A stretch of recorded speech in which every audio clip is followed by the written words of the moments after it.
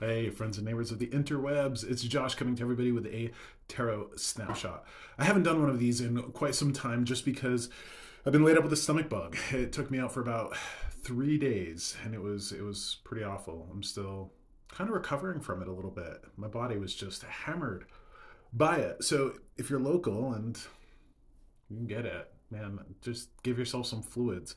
I'd also encourage anybody that finds themselves overworked, overstressed, overextended to take the break that you need before your body forces you to. This is a matter of the flesh being more willing than the spirit, or vice versa, the spirit being more willing than the flesh. We have limitations. We're human bodies, we're human machines and animals, and we need to mind that. Now, this week I'm going to do a tarot snapshot. Haven't done this in a while, but I'm going to do a tarot snapshot using the Mystical Medleys deck. And this is that cartoony deck that's a lot of fun for me, just real old timey.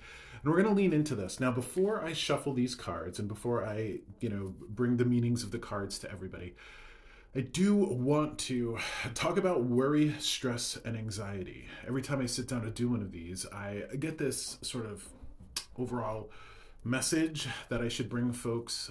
I think a common denominator for a lot of us is unnecessary worry, stress, anxiety. And what do we do in the face of unnecessary stress, worry, or anxiety? We're all going to face it. We're all going to have it. Perhaps we worry about things that we need to, and perhaps we don't. Regardless, worry is sort of useless. There's a distinction between worry and concern. We can be concerned that it's going to snow or hail or rain. Do we worry about it?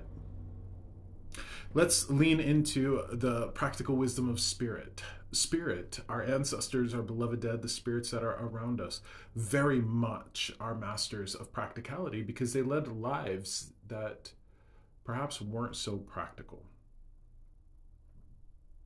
Essentially, their advice for us is this: can you put your hands on it? If you can put your hands on it and affect change and bring change to it, then go ahead and do so.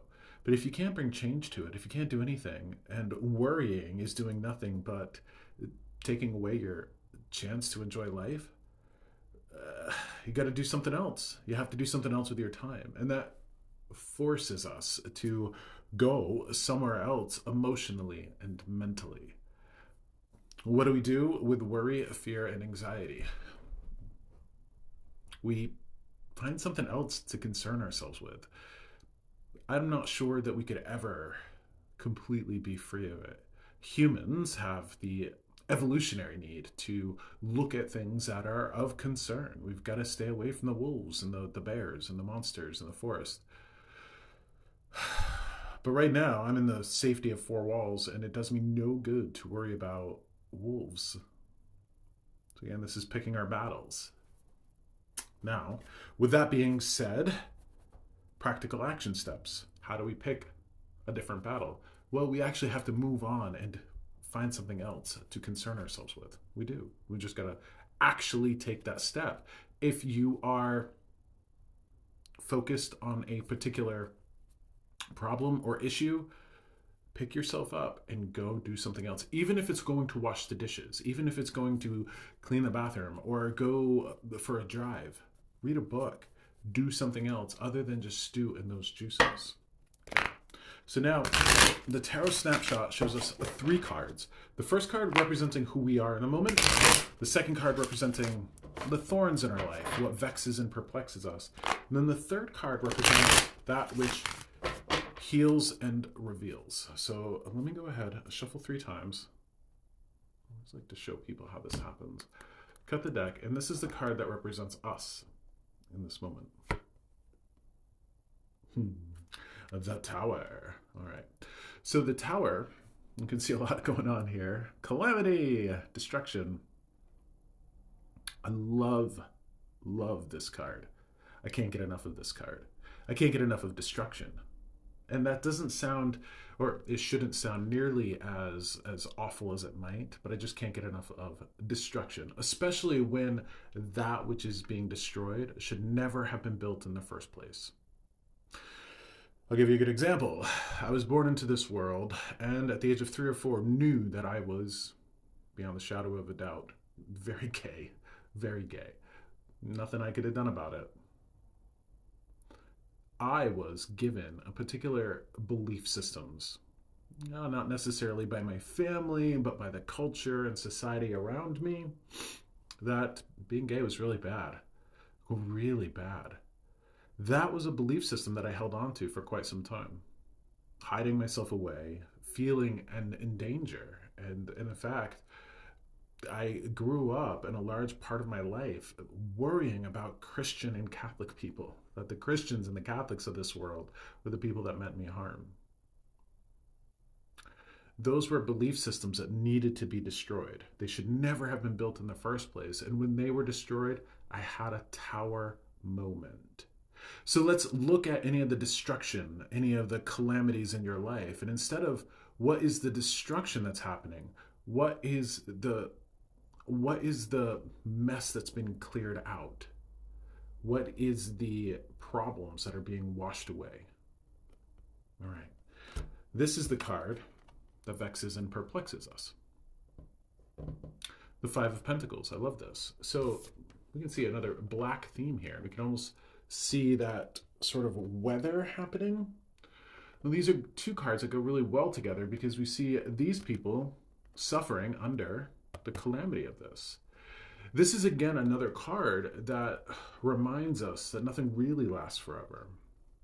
These folks, these sort of beggars or homeless folk, are walking around the church. And this is a church right here. They're going to be walking around this church, eventually coming to the entrance, coming to where there's warmth and light and shelter. So their storm is actually going to be over. Now, this is the card that vexes and perplexes us. This is where we're at right now. We're vexed and perplexed that we're still under the storm. And this really fits in nicely with that theme that I brought into this little reading, with that idea of, can we do anything about it? The only thing that these folks can do about this is to keep moving on as much as they're able to, moving one foot in front of the other toward that safety. All right. This last card right here is what heals and reveals, wisdom and guidance for us. The Nine of Pentacles. All right. I just love the way this stuff works.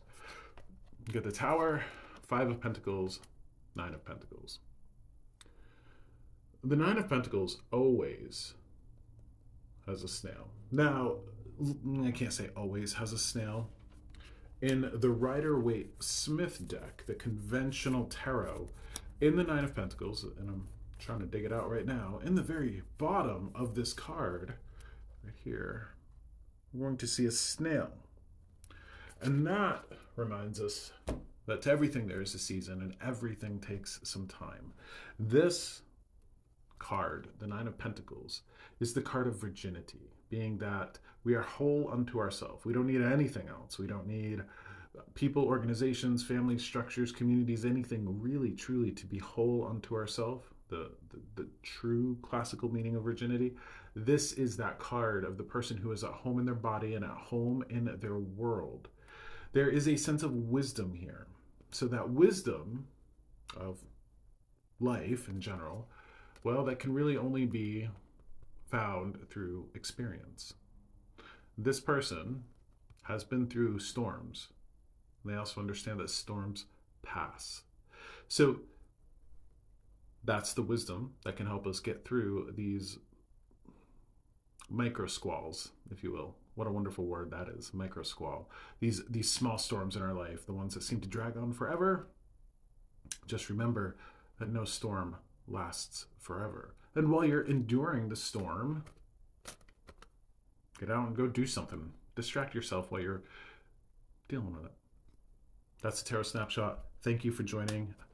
Pay attention to the page for other events, other readings, all that stuff. I thank you for being here, and I look forward to the next time we can connect.